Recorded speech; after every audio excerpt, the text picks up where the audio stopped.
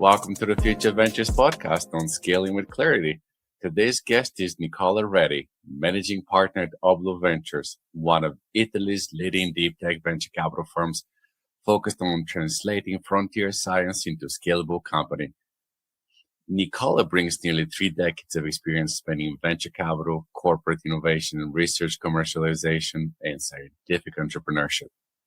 His work sits at the intersection of advanced research, industrial transformation, and venture creation, helping turn breakthroughs in AI, quantum computing, aerospace, biotech, and computational science into real-world companies. Nicola, welcome to the stage. I am super excited to connect with you today and have your perspective on kind of like what's happening in Italy and in Europe on deep tech. Well, Maxim, thank you for having me. It's a pleasure being in your podcast. Well, probably Italy is pretty much renowned as the country of, the sun, spaghetti, pizza, that sort of stuff, and it's seldom known as a deep country. But it might sound strange, but nevertheless, as far as we are still one of the top, let's say, economies in the world, we're also one of the top research nations. If you look into any statistics in research productivity and basically all fields of research, and more specifically those that are now related to deep tech, so you mean engineering, computing science, aerospace, etc. And you measure that research productivity in terms of publication or citation or H index, you name it. What you always see that Italy is usually among the top 6, 5, 7 countries in the world. So as a matter of fact, we are a country that is with a very sound scientific research, and actually the outcome of that research is what we are now turning into deep tech startups. So our job as a technology transfer investor is to turn those outcomes of research into, the fast-growing startup companies. So, I'm loving what you're saying. What is the reason why? To your point, many people associate Italy with a good life, like sun, sand, great food, great culture, tourism. But why is Italy not associated as a country that with venture capital, frontier innovation? What are outsiders missing about the Italian ecosystem? Well, Italy has historically been lagging out in terms of venture capital. If you look at the statistics, we are still, in terms of GDP, the ratio between venture capital investment and GDP is not aligned with the standards of many other European countries. So definitely there's a lack of capital investment in whatever is the translation of the outcome of research into startup companies and making those startups growing. So that was historically something that was lagging. Although, let's say, in recent years we have experienced a significant increase in the amount of investments that we had in both venture capital, more specifically deep tech venture capital. This is something that we are pretty much, let's say, under the European, not even the global average. However, this is a whole ecosystem that is now changing.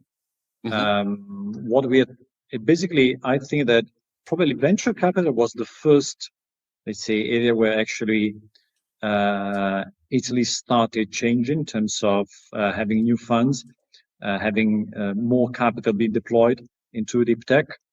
The next step would be ideally to see more corporations joining the VC experiment.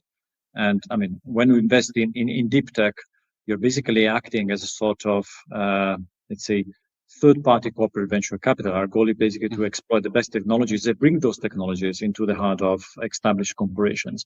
And right now, Italian corporations are moving towards being LPs of venture funds, but let's say they're just making their initial steps. So we're looking forward to have more involvement of corporations, and not to mention international corporations, because so far Italy was outside of the radar for any CVC, let's say, activity of global corporations.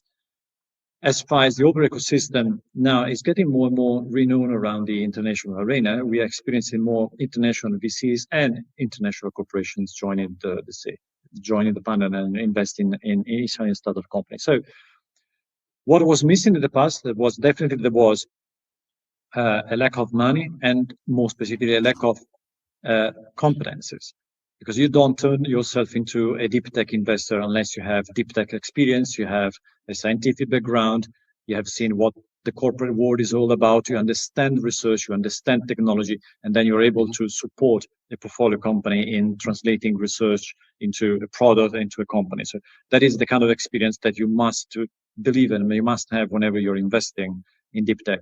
And those sorts of competencies now we do have.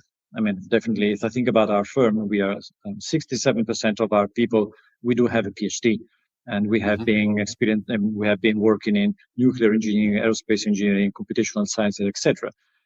And so smoothly, as far as we build our competencies, we can act as a bridge between the world of research and the world of, let's say, corporation through a venture capital approach that is pretty much an industrial venture capital approach. So this is what was missing, and now, let's say, we are definitely improving this scenario, and we see that year by year, the number of deep tech investments in Italy is increasing. That's fantastic to hear. I just wanted to double click on your last point. So if I'm understanding correctly, there's an emergence of corporate venture capital firms. I don't know if that's what you said. You said that like corporations are coming in as LP into funds. Is there an emergence of corporate venture capital firms? Are corporations making it easier to start a pilot with startup or scale up companies? Kind of like what's happening? Because I'm European. I have a European passport, but I've lived in Canada for most of my life. When we think about Europe, we think about legacy wealth and family offices and things like that. We don't necessarily think about corporate VC. So can you just kind of color a little bit more, kind of like what's happening from a corporate perspective? Yeah, let's say what we're trying to build is, I spent more than 15 years in the multinational corporations, so I know the feeling from the other side. And actually, when you are a corporation and you're willing to invest in a company, or you're considering a company as your supplier, you want to have something that has a product that is up and running and something that is reliable. Because you don't want to run the risk of having a product, having technology that is not really, let's say, reliable in the long term from a financial technology point of view. The point is that if you wait to have something that is already up and running, something that is already de-risked, that would be too late. Because probably someone else would have the very same technology. Okay. So what's the opportunity here? The opportunity is that if I think about Italy, as I mentioned before, we have fantastic research. Now, I know that research is not what you're looking. You don't even look for technology. But first of all, you have to understand there is a new technology that is coming out. So it's a matter of it's an exercise of foresighting. What happens here? What happens in this country and the other countries? Do we have technology that are not there in other countries, and technology that might become, say, a competitive asset or a threat if they go into the hands of your competitors? And this is ideal if you do that, being an LP of a venture technology transfer fund, because the technology transfer fund will act as your foresight opportunity. So we scout, it's our job. We have linked with basically all research centers. We know what happens here. We benchmark with the international research centers, and therefore we can tell any corporation, look, this is what is coming out. Probably see in the market in the next 10 years, but you have to know that. And the way you know that is because you are my LP and I tell you what's happening. Furthermore, do we want to make a pilot test on a technology before, let's say, acquiring it? Fantastic. We have in our portfolio. And even if we don't have in our portfolio, because we haven't invested, we can definitely support the link between the corporation and the, let's say, the team of funders or the research team that is exploiting that technology and make a pilot run.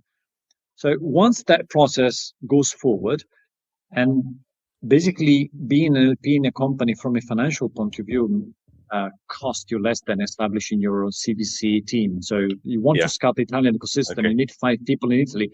That would going to cost you much more than underwriting a fund. And it would be a cost, not an investment. So we can act as your scouting partner. We can support you in pilot test. And once the company is up and running, probably get into a Series B round, you can co-invest with us. That's something that is pretty much something that we would like to have, because you have the financial muscles. You can even think about an acquisition, of course, that if that acquisition is made at market value and is, let's say, something that works even for the other LPs. But this is our job. So we are the bridge between the world of research and the world of the real CVC, which usually comes after, let's say, the company and the technology has already been proven in a certain market. Definitely, you don't have any more technological risk. Do you see, Nicola, any kind of a difference that Italy has to adopt between kind of like what's happening in the Silicon Valley versus what's happening in Italy? And how do you drive and foster innovation? Or like, I mean, you have a very, very established venture capital market in Silicon Valley versus Italy. Maybe it's more an emerging. Well, of course, if we have to compare, you cannot even compare the ecosystem, the VC ecosystem in Italy and the one in Silicon Valley, but I wouldn't even compare the ecosystem in Italy with the one that there's in Sweden or Switzerland, okay? So there's some, in some cases, there is also an order of magnitude if the numbers are, let's say, compared with the GDP. Nevertheless, the way that we have now established in some very specific ecosystem, technological system in Italy around some technological clusters. So I make an example. If you think about Bologna, and probably, it's a city in the center of Italy. Probably people will know Bologna for the tortellini, something like this. But actually, that city is the middle of one of the most, let's say, entrepreneurial and advanced industrial area, that is the one of Emilia-Romagna, where you have all the automotive sector, medical devices, so very advanced mechanics and mechatronics. In Bologna, we have one of the largest European computational clusters. So if you look for HPCs, you will have among the best HPCs over there. Now, around that infrastructure, there's now, let's say, an ecosystem that has been built by the municipality, the regional government, research foundations. In the last years in Italy, we have seen new research foundations built around the world of advanced computation. One research foundation for AI for industry, another for semiconductors, foundations around high performance computing. And those foundations are there just for making translational research from basic research into the real world, whether that real world would be an up and running HPC for LLM training or whatever. But if you want to see the result of your, let's say, AI agent for, quality control of a manufacturing line, then immediately after you have the opportunity to make a pilot run with other corporations that are in the neighborhood. So Italy is now building the clusters, technological clusters, where you see the infrastructure, basic research, corporations, and venture capitalists working together in building something that, of course, we don't have the scale of Silicon Valley. We will never have that scale, but those clusters are working, and the overall innovation ecosystem is more or less, let's say, starting a way of, let's say, providing the very same results that we probably had experienced in Silicon Valley 15 years ago. Nicola, I travel to Italy often. I do work with Italy.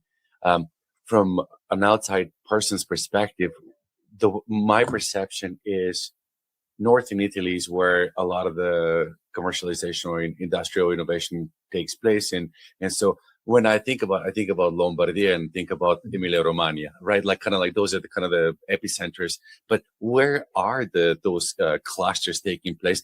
Are they evenly distributed across, like from, I don't know, from Valdosta all the way to Sicily, or are they kind of still concentrated in the north?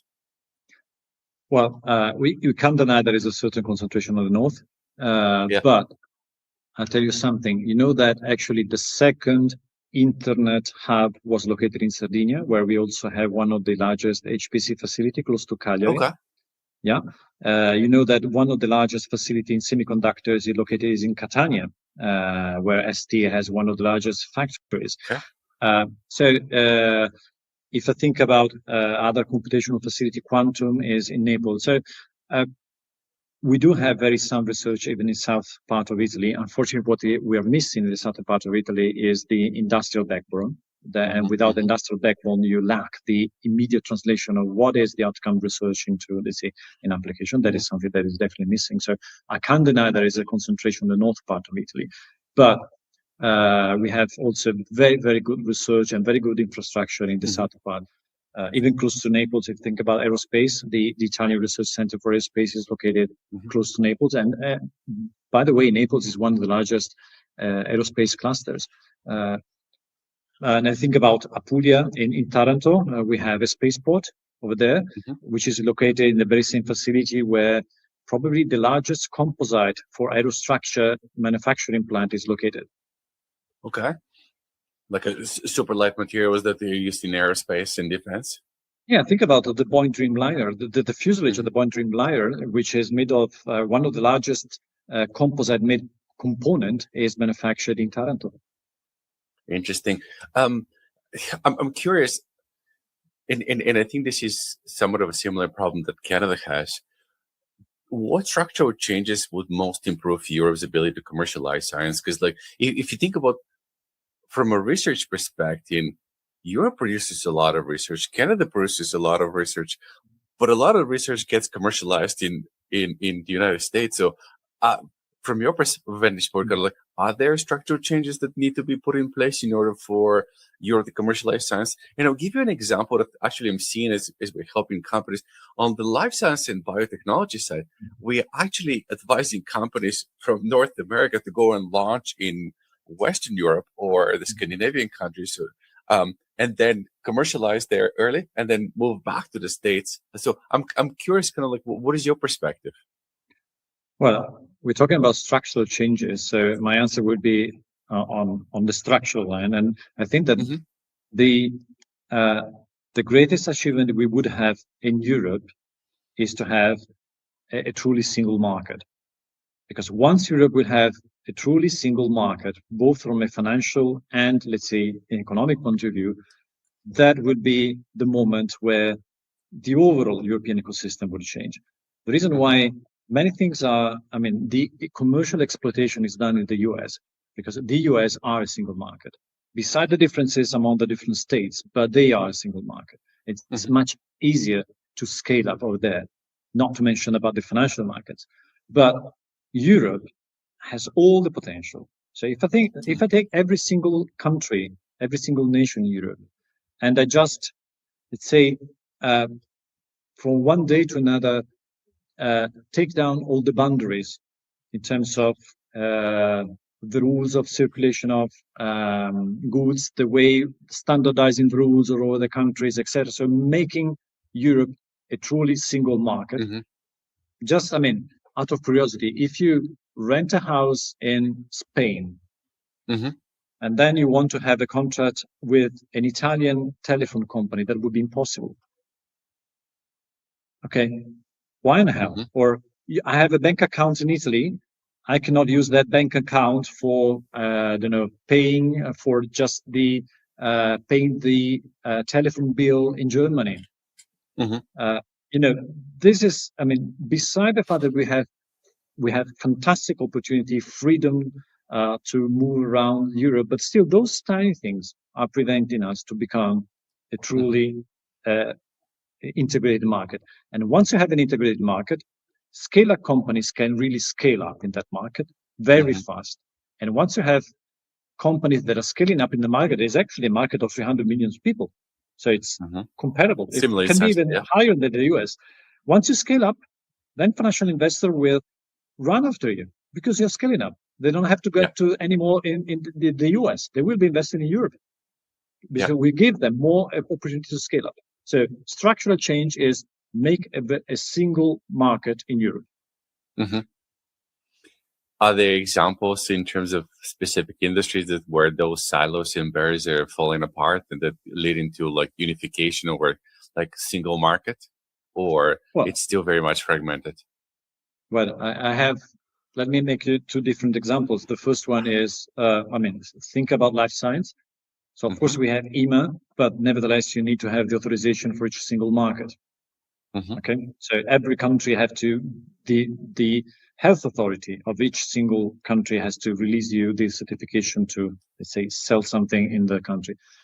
But also have the very same experience in the complete different industry, which was building materials. So dry powders for building materials. And the standards where actually one building material can be approved in France or in Italy or in Germany, although they're all, let's say, under the umbrella of the European standards, but they're slightly different. So the levels might be different because every state is still sovereign. So let's read out all those tiny differences that are there just for protecting the local market against the European competitors. And let's become real competitors at European level on a free market. That would be the, let's say, the pivotal point for Europe and for all the 27 members. Interesting. Wanted to shift gears a little bit more around the investment thesis that Obloo has. So everyone is talking about AI, but where do you think the market is dramatically underestimating the next wave of opportunity? And kind of like, what are the things that Obloo is really excited to look at and invest? So you mentioned AI. There's definitely a spike in AI, but then no, AI is a word on its own. So there has to be, let's say, differentiated. Now, what in Obloo we truly believe that on one side, Europe has lost, let's say, the race, the initial AI race. There's something that we have lost as we lose the initial digital race, but we can be the winner on the physical AI one. Because the competencies that we have in physical modeling and the use of AI for applied to physical modeling is something that is unique. We know how to do that. We have the skills, and this is where we should be pushing ahead. There is also quite a hype around quantum. We really have to understand what quantum is all about. Probably there will be several quantums, and for very specific applications.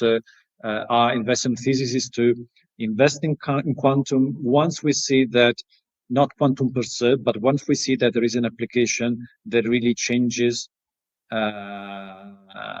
provides an immediate effect of the quantum ability to have a significant advantage. On example, we have an investment in quantum that is a quantum edge.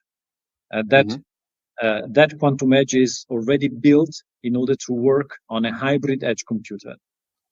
And we're already testing LLM on a quantum chip that will be eventually located on an edge computer. So you will have edge computers with quantum facility that will be definitely boosting the computational power on an edge computer on a hybrid mode. So those specific application quantum beyond, let's say, the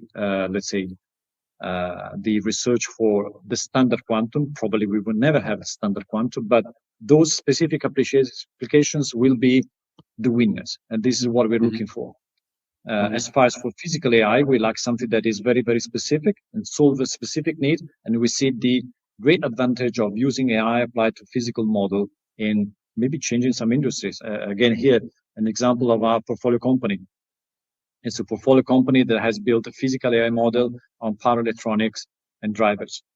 So we can have digital twins on every single electric motor, and that digital twin works on a small chip of a few cents, meaning that that specific motor, every time you have to make predictive maintenance, understand exactly the condition of that model is something that we know how that motor works, like something that is today impossible. And if you have a manufacturing plant, how many drivers do you have? How many problems around, let's say, power electronics you have? We can build a digital twin on time, on every specific component, to give you the ability to run predictive maintenance, standard maintenance, productivity, you name it. So those are the applications we're looking for. Interesting. And it makes sense. I mean, we're seeing some of this kind of like digital twins start to proliferate here in oil and gas in terms of like how do you optimize performance of the assets? Like when you run, how do you explore the reservoir in a way that like it maximizes the extraction? So that makes sense.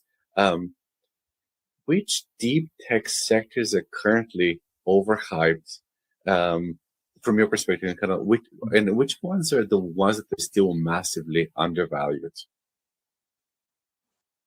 Well, like I said, I think that we have to define what it is. But nevertheless, right now I see a significant hype in whatever uses the word AI.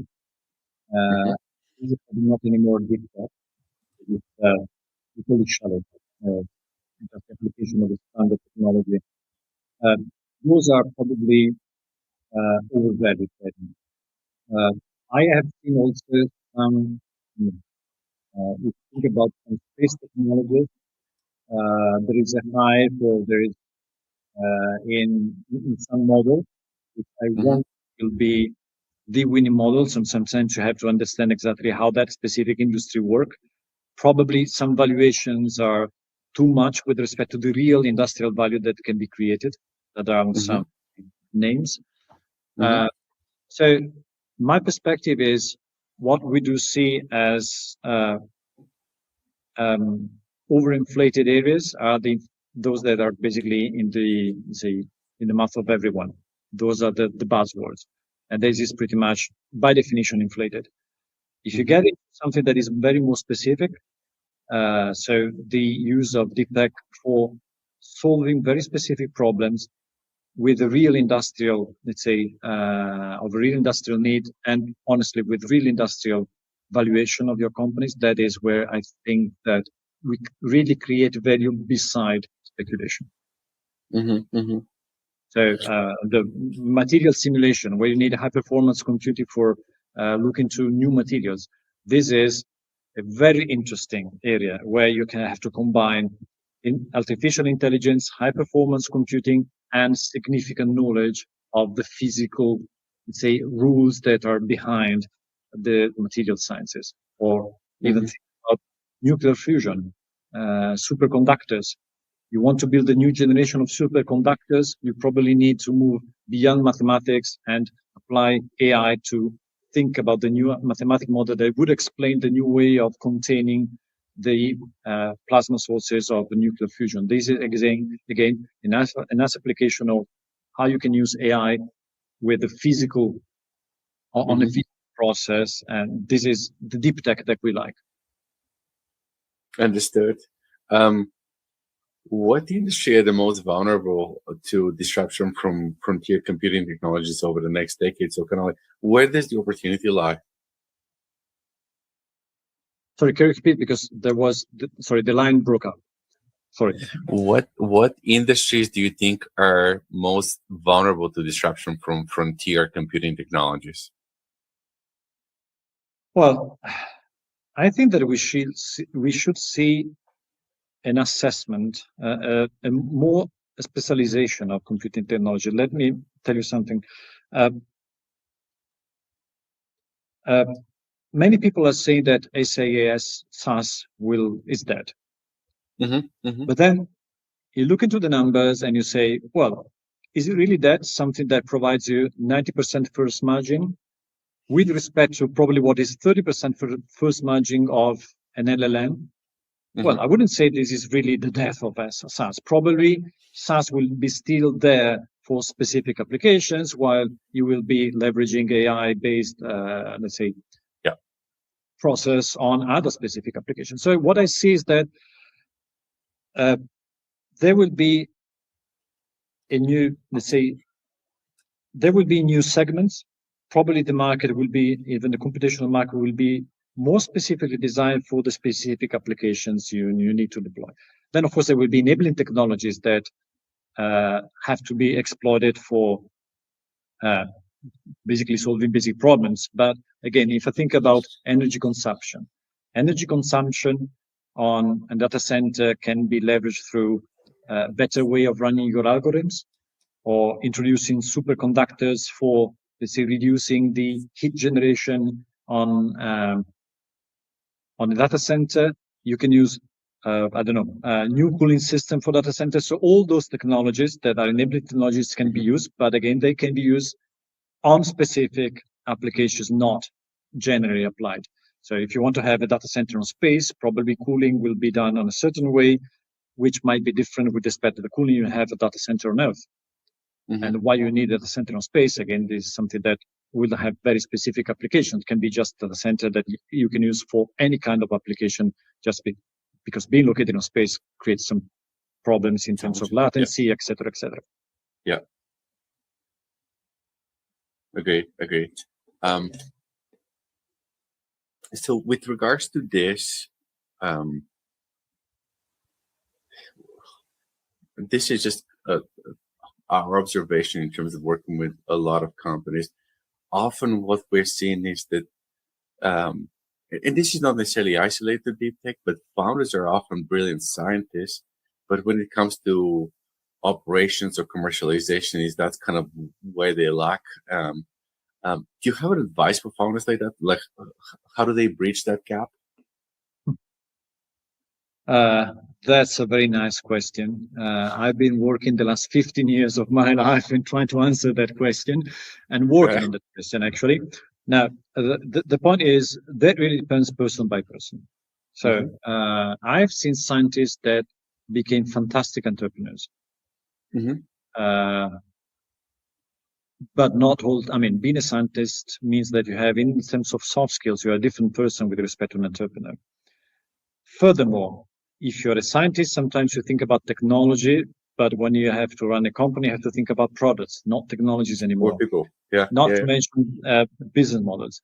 So my answer would be, what you have to do on scientists is to educate a scientist that there are several other languages they have to learn in order to speak with the other, let's say, team members. They will be smoothly hiring their company. So you have to learn the language of the product, learn the language of the company.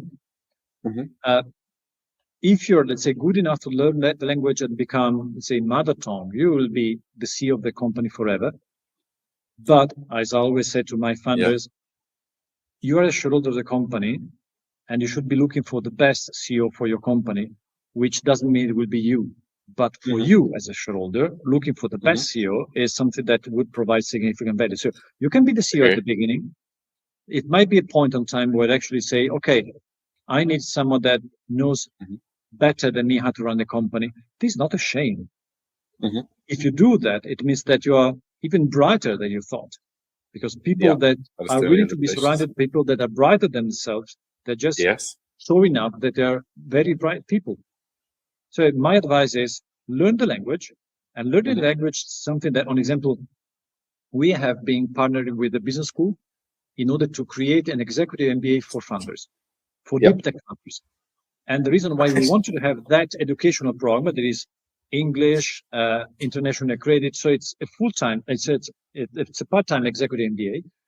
We wanted to have them because they have to learn the language of management and more specifically deep tech management. But we also know that actually this is just a language school. Then you have to practice. And then if you're, let's say, proficient enough, you will be the CEO acting forever. But otherwise, it's not a shame. You build up your team. You know that you have to build a team, and you can run the company. The company can be run by someone else, but it will be still your own company, the company you founded. So no shame at all. Okay. I wanted to double click on this. From your perspective, Nicola, what are the most important skills, capabilities that founders or CEOs need to build to be the modern CEO? Like, is it storytelling? Is it like visions, inspiration? Kind of like, what are the skills and capabilities that the modern CEO or founder need to have in place, kind of like to be successful in leading the company in the future? Well, it's a long list of skills, but I think that on one side they have to be very humble. Humble means probably I mean, you think you're the best in something, but believe me that, first of all, even if you're the best, the rest of the world has to accept you. So you think you have the best product, but be humble and listen to your prospective customers are telling you. So this is the first point. And being humble means, as we were previously saying, be able to set up the right team. So you have to be someone that wants to set up a team, empathic, humble, and be, let's say, someone that knows very well how to make things happen. So execution is something that is probably is really the pivotal point. When you start a startup company, every day you will see something different. Probably the business plan they have done yesterday is different today. You thought about going left, actually have to go right. And that happens on the daytime or nighttime. So what you have to do is both of them, daytime and nighttime. But what you have to do is to be the one that knows how to execute, to make things real. And be always ready that even if the original plan was not met, it's not a problem. You have to solve the problem why you have to pivot and make sure that your company will be up and running even after you make a pivotal point. Makes sense. From your perspective, what's harder, building the technology or building market adoption around it? Well, definitely market. Definitely go through there. So I can tell you something. I had a conversation some time ago with a founder. He was, and he's still a very one of the best researchers that we have in biorobotics. He funded the company. And after a few years, he came back to me and said, well, Nicola, you were right. I thought it was all about technology, and actually technology was just 5% of my job. Yeah. It's true. It's true. I don't know much about kind of the Italian government, but do you think that government should play a larger role in deep tech commercialization?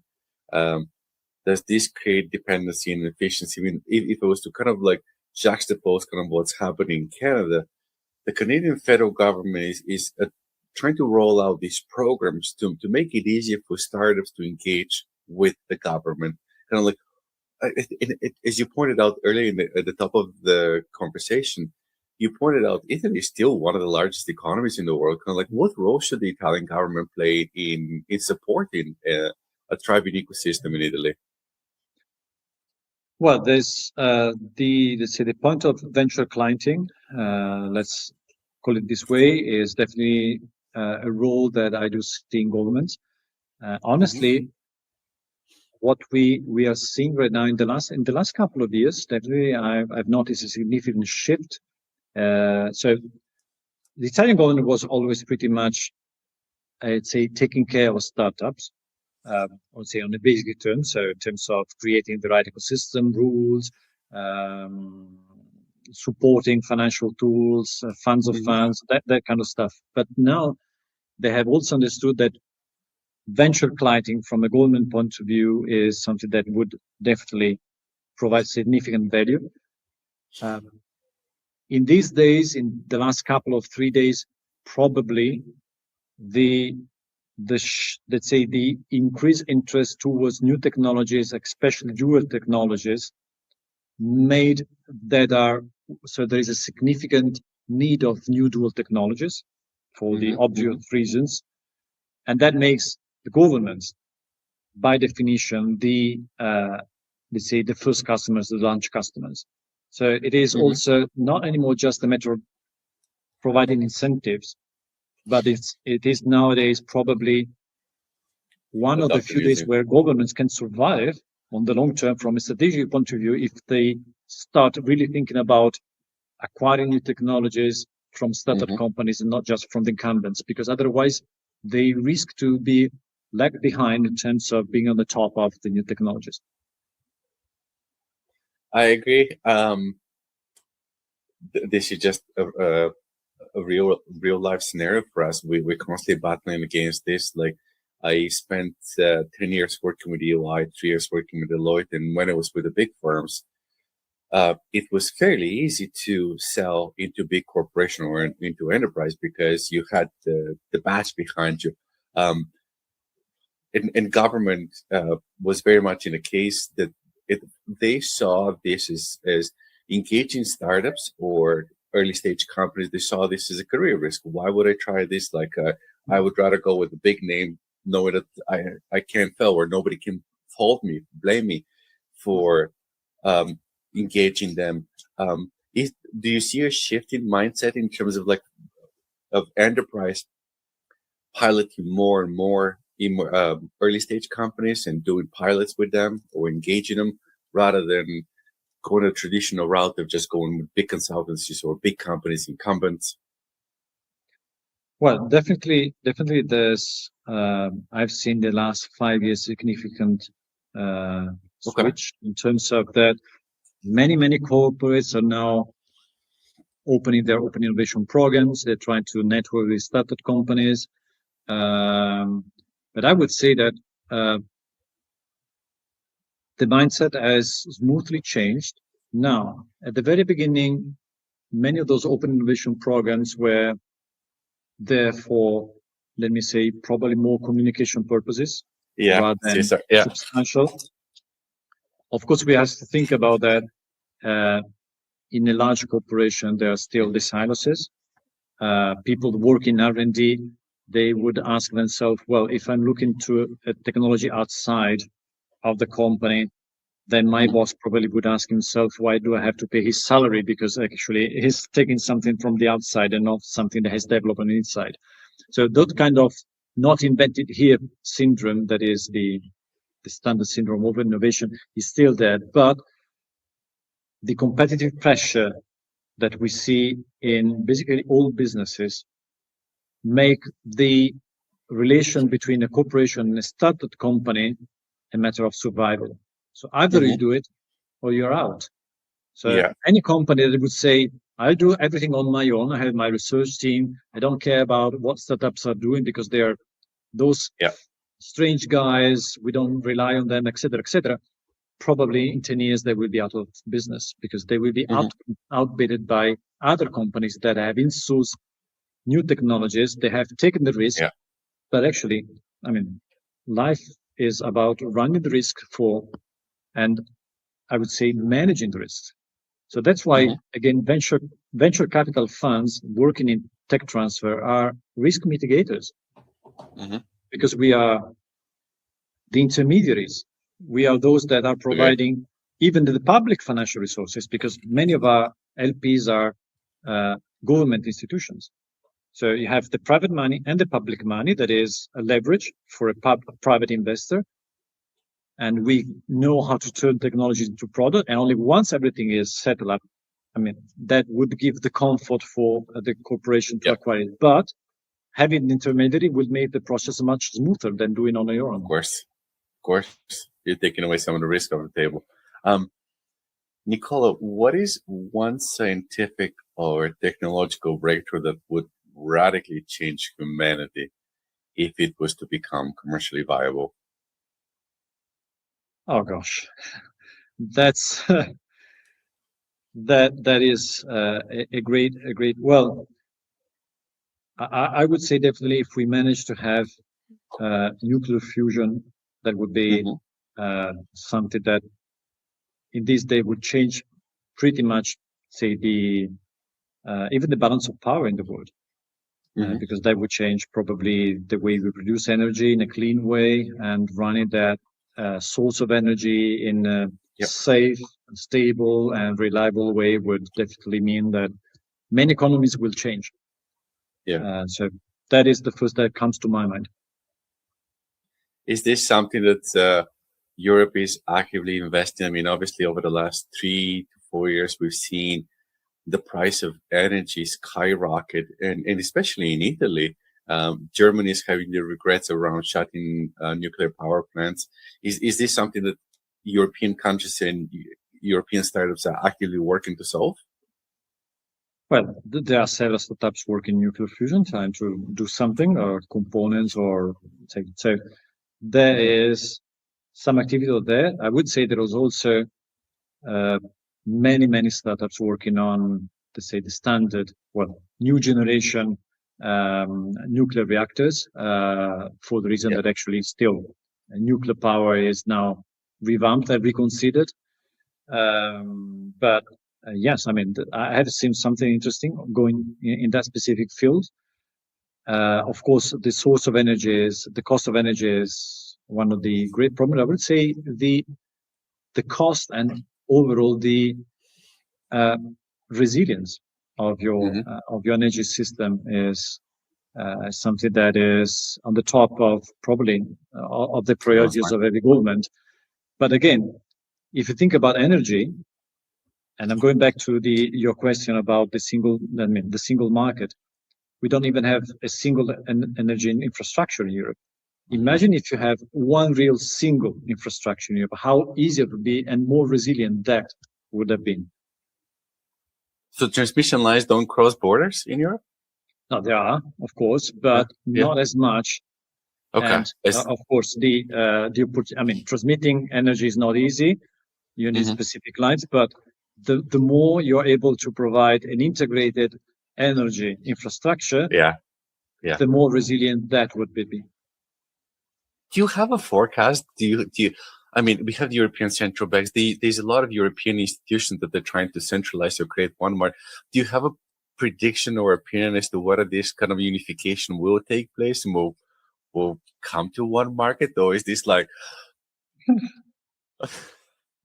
I don't have crystal ball. Yeah. Let me say, I'd love to have it tomorrow. Understood. Yeah. We like to close our interviews, Nicola, with kind of like a two-part question that you can choose.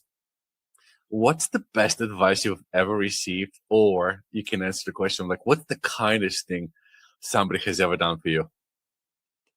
The kindest thing? Yeah. Well, actually, I think one of the kindest thing was actually from an entrepreneur. Okay. And after we rejected the idea of investing in his company, he recommended us as a VC to another fund and say, those are the guys that you should really meet. You should talk to. So I think that was pretty much, I really appreciate it because actually, I mean, after you reject someone, you see, I mean, he's not in obligation with you. But actually, after the analysis and the time we spent together, he was really kind to say, well, even if you rejected me, I work so well with you that I truly think that you should be recommended to someone else and give them the chance to work with you. And what did you do in this situation? Like, in terms of the rejection part, what did you do that made that experience so memorable for somebody that, received negative news to actually say, despite the answer I got, I still recommend Obloo because the transparency, integrity, communication, whatever it might have been, like kind of like what led to that? Well, actually, I always say that this business, our business, is a people business. So we rely on personal interaction and personal relations. So the interpersonal relation, the trust that you build is probably the best asset that we have. The trust with other LPs, the trust with other funders, and that goes through establishing a human relation that is transparent. We don't cheat. We tell you what is going right. We tell you what is going wrong. Especially with funders, where actually we work pretty much, at least on a weekly basis, the personal relation has to be built on the idea that we are cooperating with the same objective, that is making that company great. So if this is the perspective and we all have the understanding of the same boat, we are rowing the same direction, then we can really build the right trust that goes beyond any contract. I mean, you can write everything you wish on a contract, but once you have the personal trust, that is the most powerful tool you have in dealing with a portfolio company and with an investor. Okay. I mean, the same thing applies in personal relationships.